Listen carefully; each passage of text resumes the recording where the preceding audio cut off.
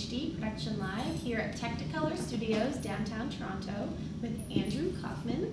What inspired you to get into the business? Which, you mean the book publishing business?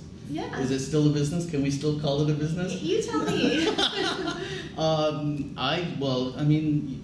I think if you talk to most writers, they're really not doing it for the money.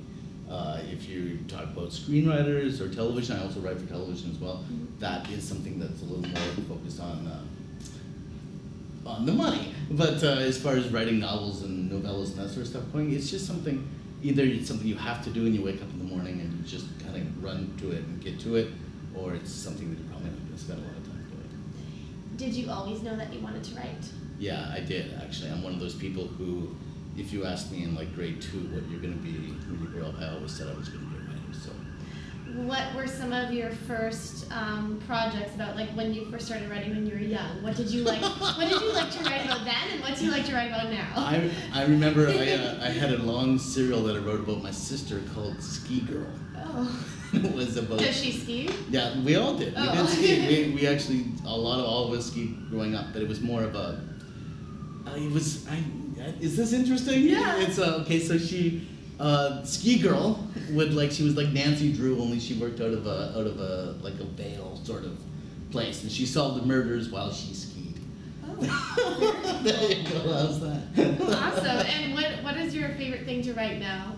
Well, I do mainly magic realism. So I write what would have been called contemporary fables. So I write sort of, you can call it surrealistic stuff. I just use, they're just everyday things. The idea is that you take something completely everyday and then you blow it up so that it becomes mythic, right? So you make it really, really big and really, really obvious. So if it's a fish out of water story, the main character will be a fish that is out of water. Do you know what I mean? That's about as blunt as I can make it.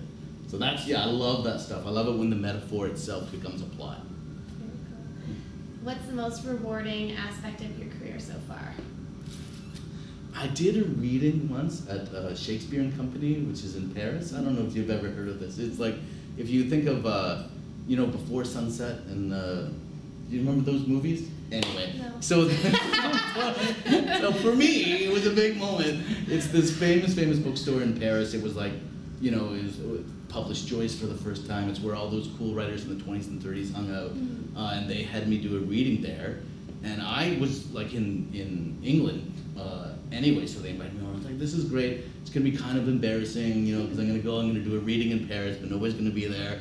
But I went and the place was packed. I have no idea. It was a slow night in Paris. But that was an amazing night. That was like, I felt that was one of those, this is really happening moments. So. Wow, was it magical? Were people laughing and crying? Yeah, no tears, but there was some laughter. There was some giggles, but yeah. It was just, it was one of those, how do you not be carried away from that? I'm literally just off of the river in Paris, I'm like this kid from Wingham, Ontario, so yeah, it was awesome. What's the most challenging aspect about being a writer? For me,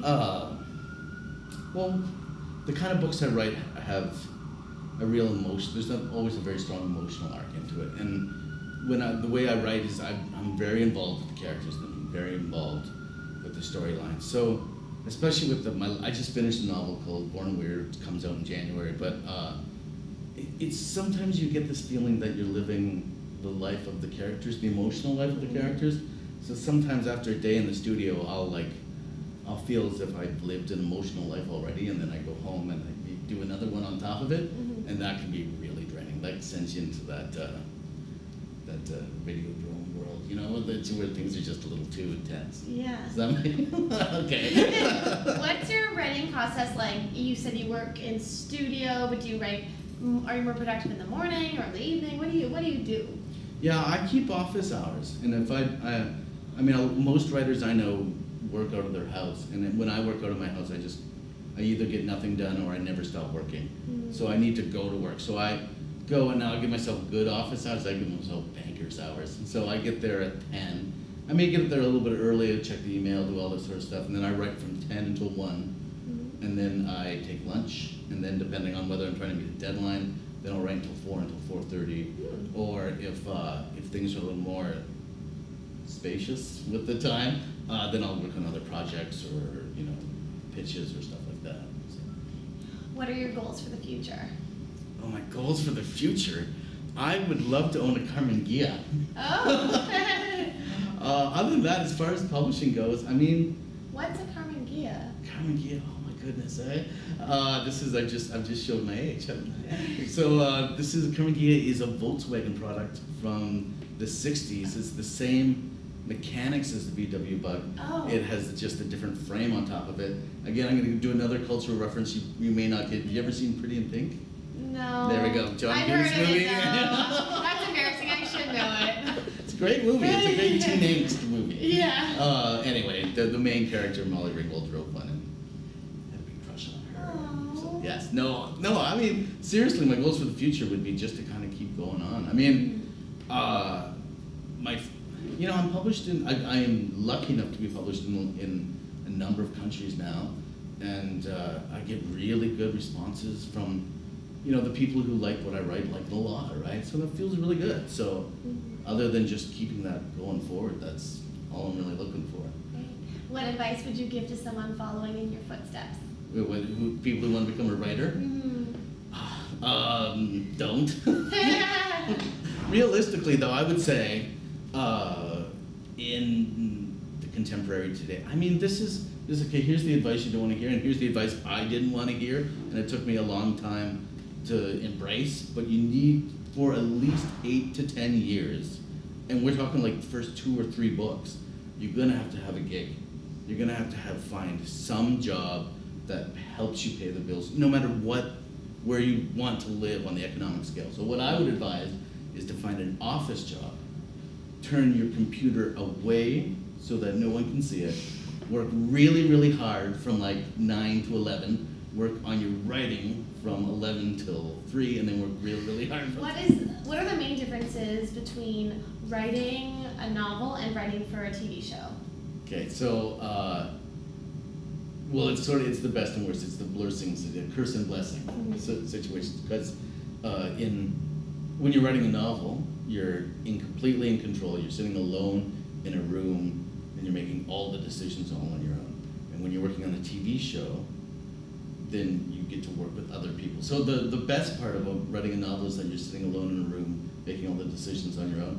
The worst thing about writing a novel is that you're sitting alone in a room, making decisions all on your own. So writing for TV is great in the same way, because then you're working with a lot of different people, you're bouncing ideas, it's more fun, it's kinetic, and also the turnaround time, you want to pull a script together in maybe 6 weeks, 8 weeks, where a novel can take 3 months, 3 months, 3 years. But then this is the same flip, whereas when you're writing for TV, it's like, it's got to go through a lot of different hands, you got to make a lot of people happy, you got to, even people you respect and you're working really well with, you may butt heads on a plot point that you feel strongly about, so it's same, eh? It's a lose-lose. Yeah. I'm just kidding. But I love writing for TV.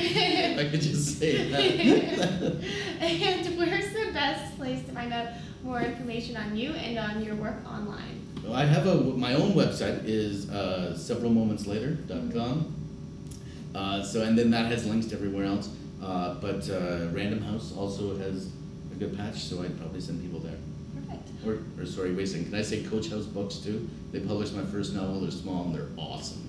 Great, wonderful. Well, thank you so very much, Andrew, and congratulations on all of your success, and best of luck on your upcoming projects. All right, thank you very much. Thank you. I'm Katie Uhlmann reporting for TTNHD Production Live here at Technicolor Studios, downtown Toronto.